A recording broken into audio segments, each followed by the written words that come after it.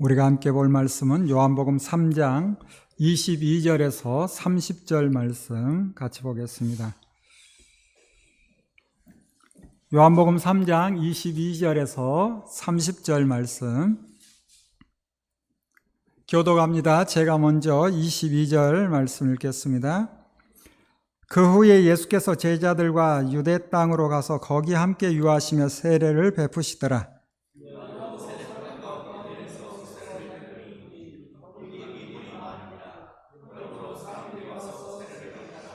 요한이 아직 옥에 갇히지 아니하였더라.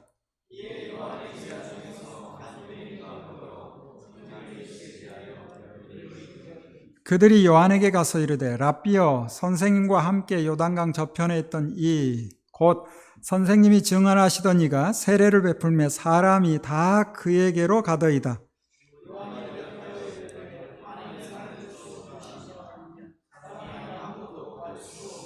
내가 말한 바 나는 그리스도가 아니요 그의 앞에 보내심을 받은 자라고 한 것을 증언할 자는 너희니라.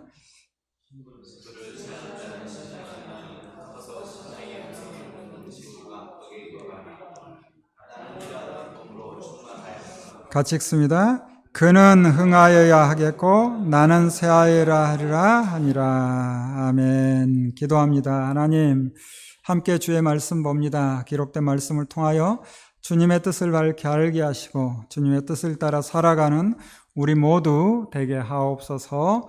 예수님 이름으로 기도합니다. 아멘.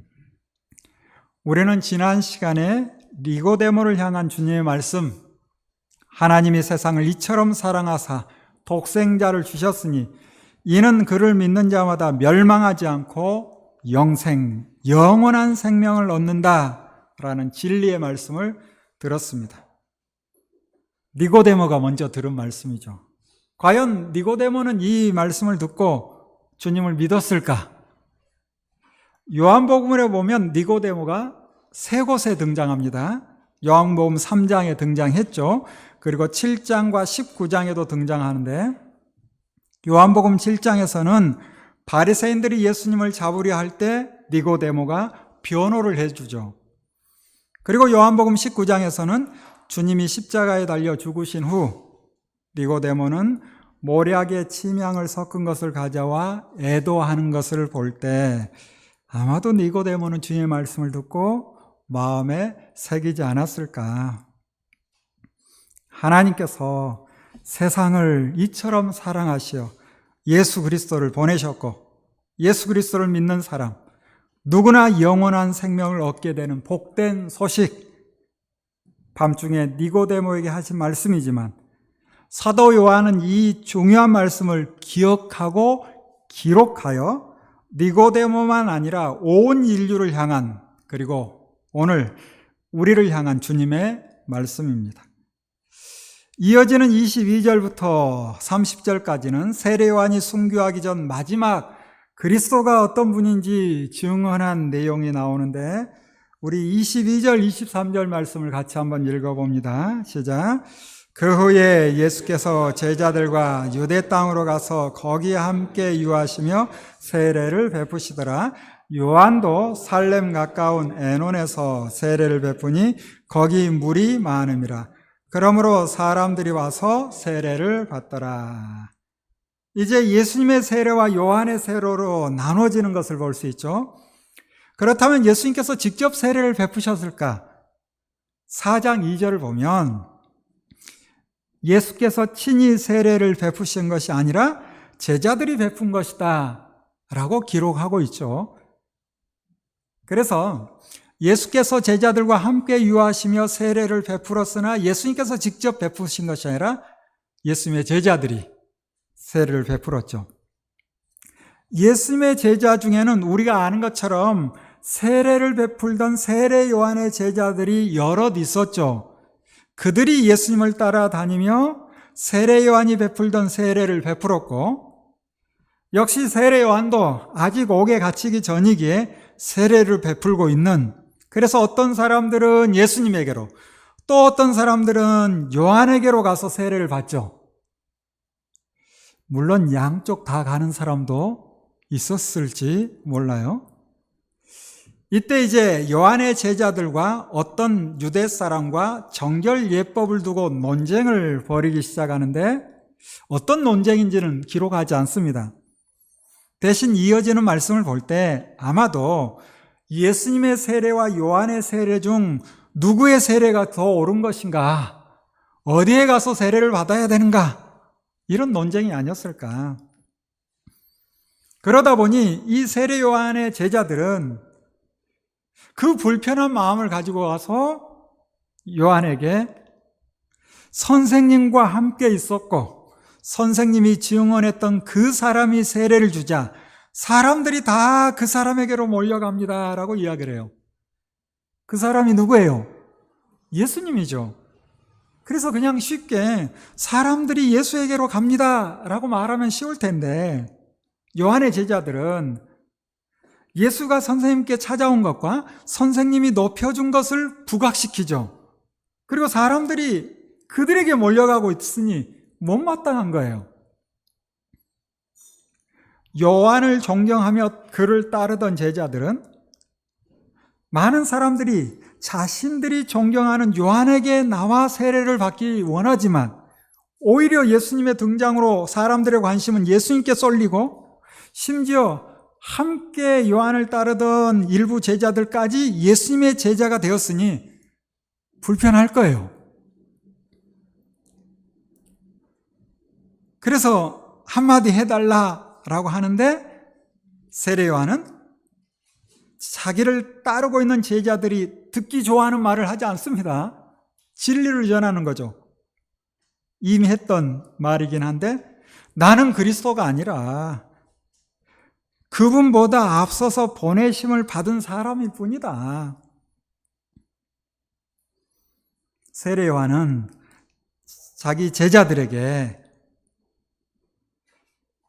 자기만 따르기를 바라지 않고 오히려 그분이 그리스도다라고 전합니다.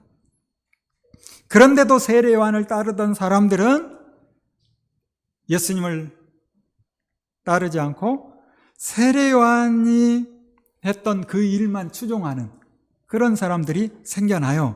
그래서 세례 요한이 죽은 후에도 그의 가르침과 세례를 고지식하게 추종하고 그들의 영향이 1세기 중엽까지 이어졌다라는 기록이 나오죠. 뿐만 아니라 우리가 사도행전을 보면 바울이 여러 곳을 다니며 전도할 때 특별히 사도행전 18장을 보면 알렉산드리아에서 태어난 유대인 아볼라라는 사람이 등장하죠. 말에 능하죠.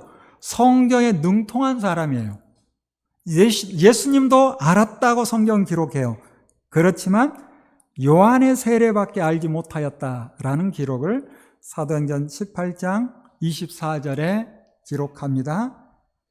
뿐만 아니라 사도행전 19장에서는 바울이 그토록 가고 싶었던 에베소 지역을 갑니다. 그곳에 가니 믿는 사람들이 꽤 있었어요. 그렇지만 그 믿는 사람들은 성령이 있다는 말을 들어보지 못했대요. 요한의 세례만 받았다라고 말하고 있으니 세례 요한의 영향력이 대단했다라는 것을 알 수 있죠. 그렇다 할지라도 세례 요한은 살아생전에 자신의 정체를 밝히며 오신 그리스도, 그분이 어떤 분인지를 전합니다. 세례 요한을 따르는 사람들이 받아들이지 않아야 할지라도 세례 요한은 제자들의 욕망에 흔들리지 않고 예수님을 신랑으로, 나는 신랑의 친구로, 신랑을 맞이할 신부는 예수님을 따르는 사람들이니 나는 신랑이 오는 것으로 즐거워한다라고 말하고 있죠. 우리 29절, 30절 말씀 같이 읽어볼까요? 시작. 신부를 취하는 자는 신랑이나 서서 신랑의 음성을 듣는 친구가 크게 기뻐하나니 나는 이러한 기쁨으로 충만하였노라. 그는 흥하여야 하겠고 나는 쇠하여야 하리라 하니라. 요한은 끝까지 나는 광야에 외치는 소리일 뿐이다. 뿐만 아니라 나는 그리스도 신랑이 아니요 들러리일 뿐이고 신랑의 음성만 듣고도 기뻐한다. 그리고 나는 조용히 사라져야 할 사람이다. 우리 모두가 새겨야 될 말씀인데, 특별히 저와 같은 목회자가 더욱 새겨야 될 말씀이 아닌가 생각합니다.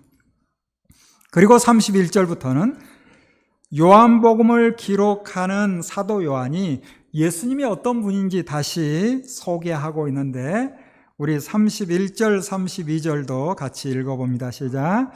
위로부터 오시는 이는 만물 위에 계시고 땅에서 난 이는 땅에 속하여 땅에 속한 것을 말하느니라. 하늘로부터 오시는 이는 만물 위에 계시나니 그가 친히 보고 들은 것을 증언하되 그의 증언을 받는 자가 없도다.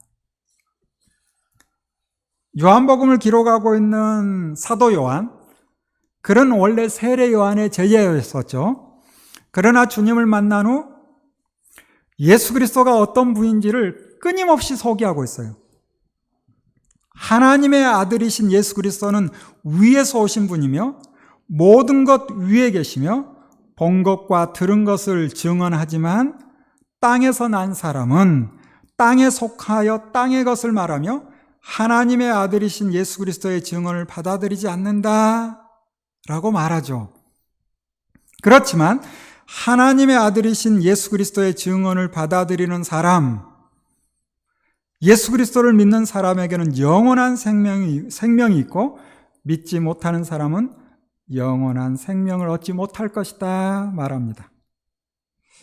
사도 요한은 요한복음을 기록하며 주님이 하신 일도 기록하지만 끊임없이 주님이 어떤 분인지 반복해서 우리에게 전하는 거예요.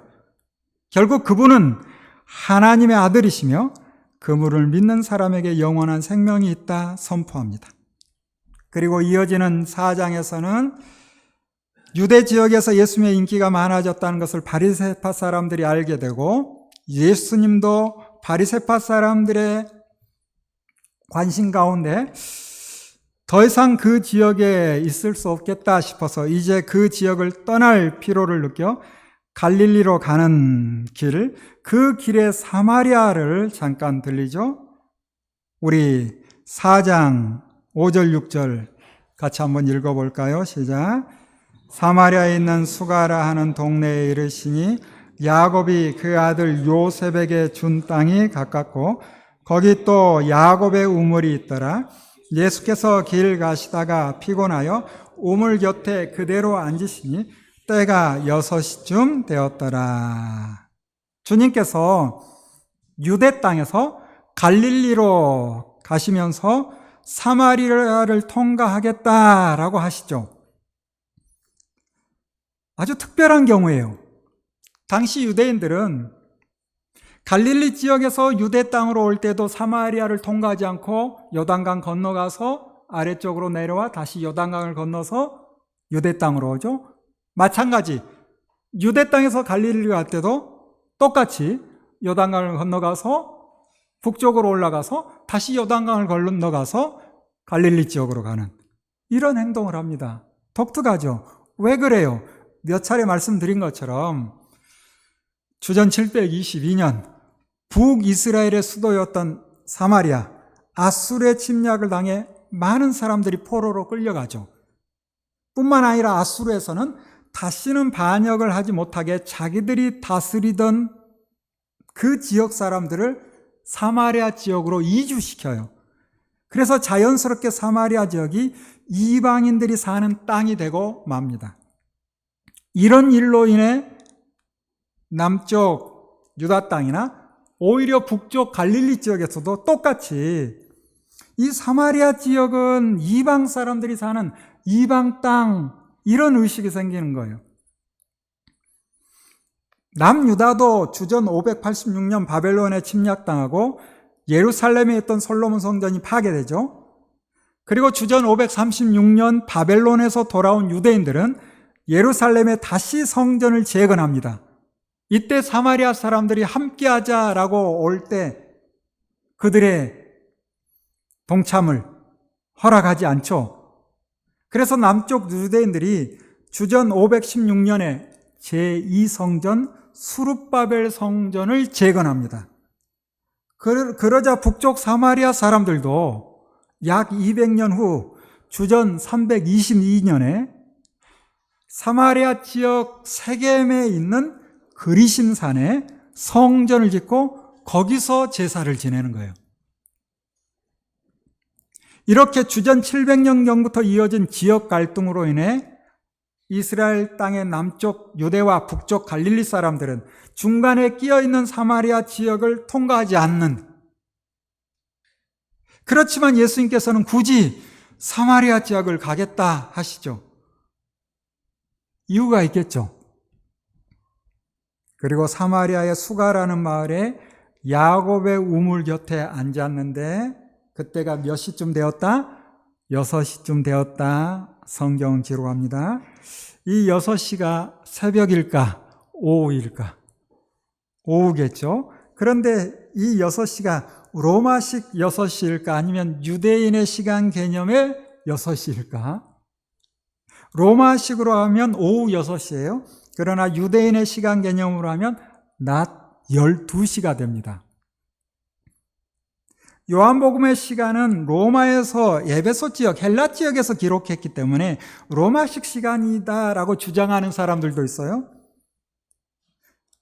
또 다른 주장은 유대인 요한이, 사도 요한이 유대인이니 예수님 당시 상황을 기록했기에 유대인의 시간으로 재해석해야 된다라고 맞섭니다. 여러분은 어느 쪽인 것 같아요? 보통 오후 6시에 물을 기르던 관습에 따라 수가성의 이 여자가 오후 6시에 물을 기르러 왔다라고 해석하기도 하지만 또 많은 사람들은 유대인의 시간 개념을 따라 낮 12시, 이후의 기록을 통해 알 수 있듯이 남편이 5, 부정한 여자, 그러므로 사람들의 눈을 피해 한낮에 물을 기르러 왔다라고 해석하기도 해요. 무엇이 맞는가? 꼭 그게 중요한 건 아니죠. 중요한 것은 주님께서 이 여자를 만나러 오셨다는 거예요. 주님께서 이 땅에 오신 목적이 여러 가지인데 특별히 또 중요한 것은 이 여자를 만나러 오셨다는 거예요. 하나님이 세상을 이처럼 사랑하사 독생자를 주셨는데 누구를 위하여? 이 여자를 위해서. 뿐만 아니라 우리를 위해서 주님이 오신 거죠. 이 여자가 그동안 어떻게 살아왔고 어떤 눈총을 받았는지 우리가 다 알 수는 없으나 주님은 버림받은 지역에 부정한 여자라고 손가락질 받던 한 인간에게 찾아와서 복음을 전하며 영원한 생명을 주십니다. 여자는 습관을 따라 물을 기르러 온 것이고 주님은 여자에게 물을 좀 달라라고 말하죠. 여자는 그가 유대 사람이라는 것을 금방 알아봐요. 아마 복장 때문에 그러지 않았을까? 그러면서 뭐라 합니까? 유대 사람은 사마리아 사람을 상종하지도 않는데 왜 나에게 물을 달라 하느냐? 라고 묻죠. 그러자 주님께서는 참 이해하기 힘든 말씀하세요. 너는 내가 누구인지 알았다면 나에게 먼저 물을 달라 했을 것이고 나는 너에게 생수를 주었을 것이다 라고 말씀합니다. 여자는 이 말을 듣고 이해할 수 없어요. 그래서 여기 두레박도 없고 우물은 깊은데 어디에서 생수를 구하며 우리 조상 야곱은 우리에게 이 우물을 주어 다 이 물을 마시는데 선생님이 우리 조상 야곱보다 더 위대한 분입니까? 라고 묻죠. 이때 주님이 하신 말씀, 우리가 잘 아는 말씀이죠. 13절, 14절.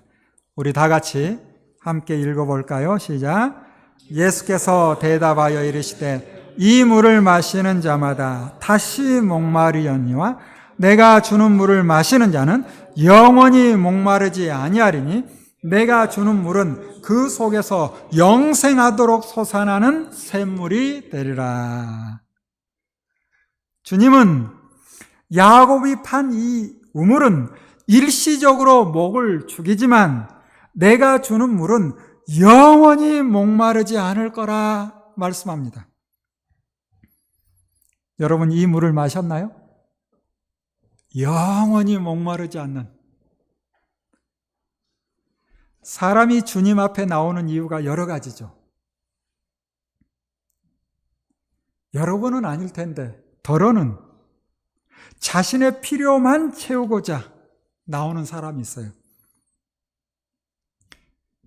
그래서 자신의 필요를 채우지만 시간이 지나면 또 필요가 생기는 거죠. 주님, 이것 좀 해결해 주세요.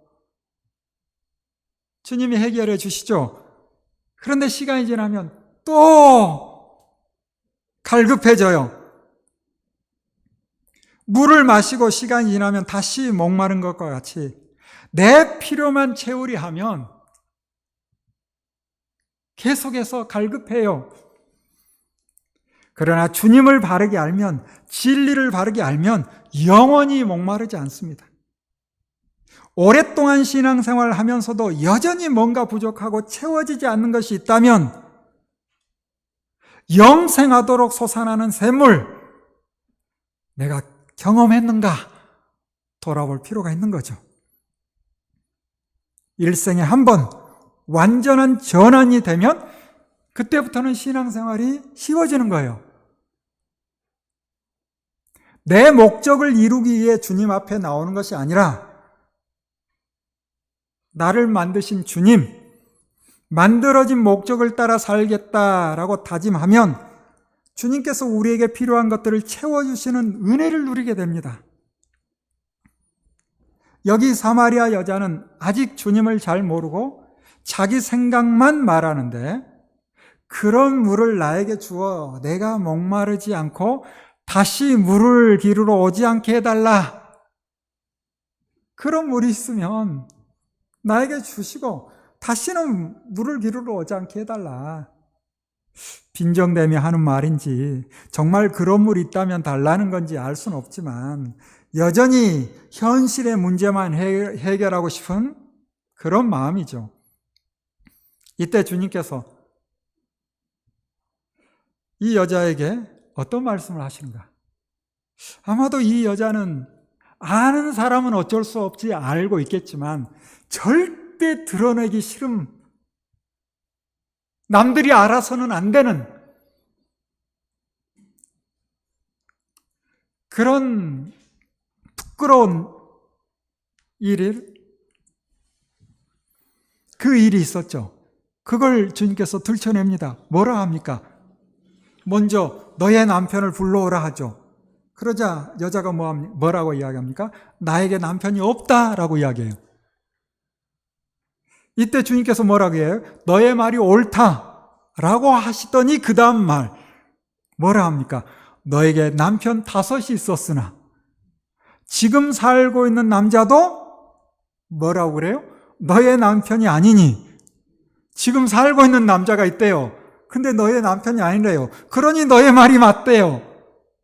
얼마나 부끄러운 이야기예요.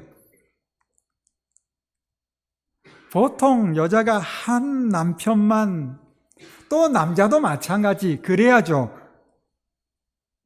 그런데 어쩔 수 없는 상황이 있을 수 있어서 유대인들은 그래, 어쩔 수 없는 상황이 있다면 3번까지 이런 또 그들만의 규정을 정해놨대요. 그런데 이 여자는 남편이 몇이 있었대요? 5이나 있었대요. 그런데 지금 살고 있는 남자가 있대요. 그 사람은 누구래요? 너의 남편이 아니래요. 야, 정말 부끄러운 이야기일 수 있는데 이걸 들춰내죠. 왜 굳이 이걸 들춰냈을까?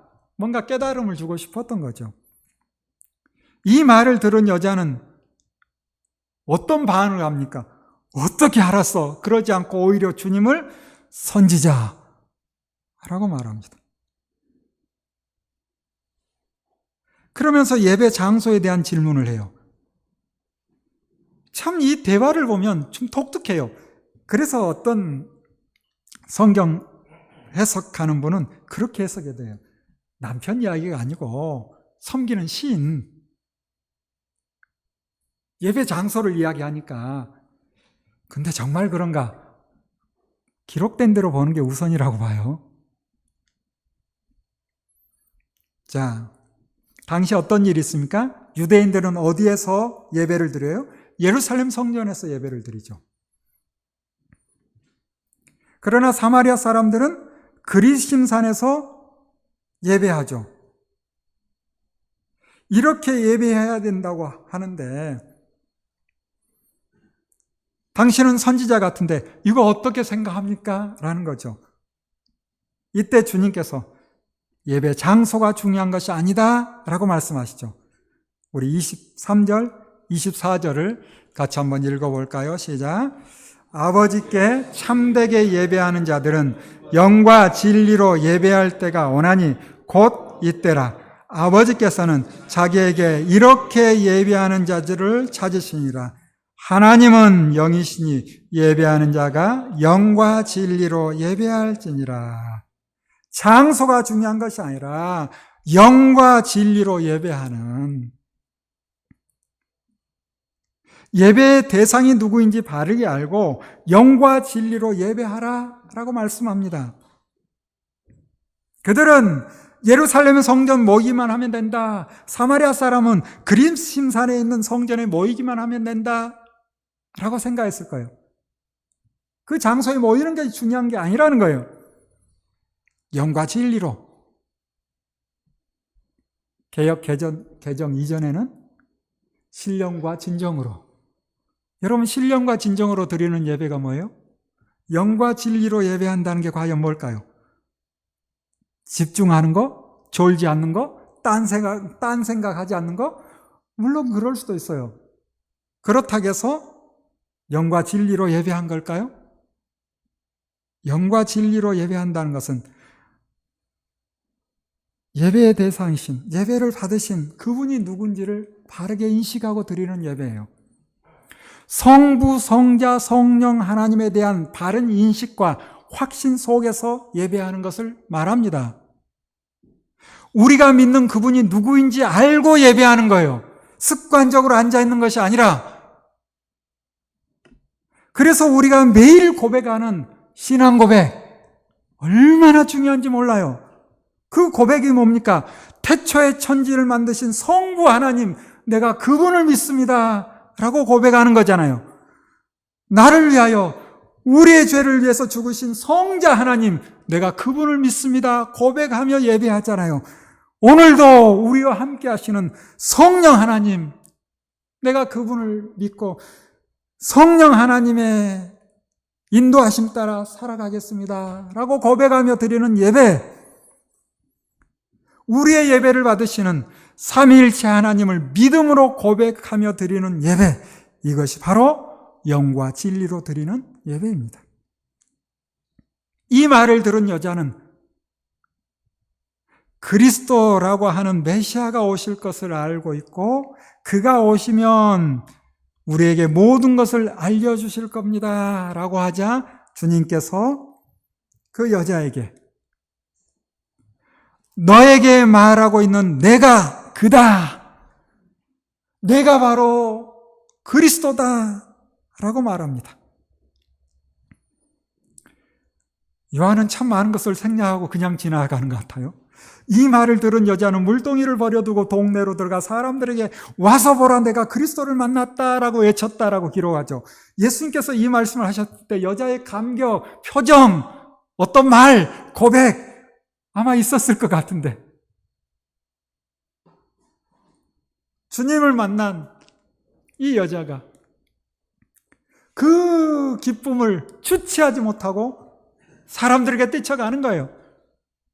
그리고 그들에게 가서 외치는 거예요. 와서 보라, 내가 누구를 만났다? 그리스도를 만났다. 주님을 만난 기쁨을 주체하지 못하고 주변 사람들에게 영원한 생명을 주시는 주님을 소개하는 사마리아 여자. 여러분도 다 느꼈고, 여러분도 주님을 만났고, 여러분도 이렇게 살아가고 있지 않나요? 방법은 조금씩 다를 수 있을지 모르겠지만 내가 영원한 생명을 얻었으니 내 주변의 사람들에게 영원한 생명을 전하고 싶은 마음, 당연한 거죠. 여자가 동네에 들어가 복된 소식을 전할 때 제자들이 예수님께 나옵니다. 그리고 음식을 권하죠. 주님은 제자들이 권하는 음식을 취하지 아니하시고 수가성의 한 여자가 복음을 듣고 기뻐하는 것을 보시며 먹지 않아도 배가 부른다는 것을 제자들에게 알려주시죠. 그러면서 뭐라 말씀하신가? 추수 때에 씨를 뿌린 사람이나 추수를 하는 사람이 함께 기쁨을 누리듯 믿음의 선배들이 복음의 씨를 뿌렸고 예수님이 이전에 많은 믿음의 사람들이 복음의 씨를 뿌렸고 이제 하나님의 나라가 임하였으니 추수할 때가 되었다. 희어져 추수할 때가 되었다. 추수할 때가 되었으니 너희도 복음을 전하여 그 전에 복음의 씨를 뿌렸던 그분들과 함께 기쁨을 누리라 말씀합니다. 이 말씀이 단지 제자들에게만 아니죠. 우리에게도 하시는 주님의 말씀이죠. 이미 믿음의 선배들이 순교의 피를 흘려 복음의 씨를 뿌렸듯이 이제 우리가 복음을 전하여 그분들과 함께 기쁨을 누려야 되는 거죠. 주님은 버려진 땅과 같은 사마리아 지역에 쉽지 않은 삶을 살아가는 한 여자에게 복음을 전하고 주님을 만난 여자는 동네 사람들에게 복음을 전하여 그들이 주님을 믿고 주님께 나와 자기들과 함께 머물기를 원하여 주님께서는 이틀가량 거기에 머무르시죠. 그러면서 주님께서 그들에게 뭘 했을까요? 말씀을 전하는 거죠. 하나님의 나라에 대해서 전하시는 거죠.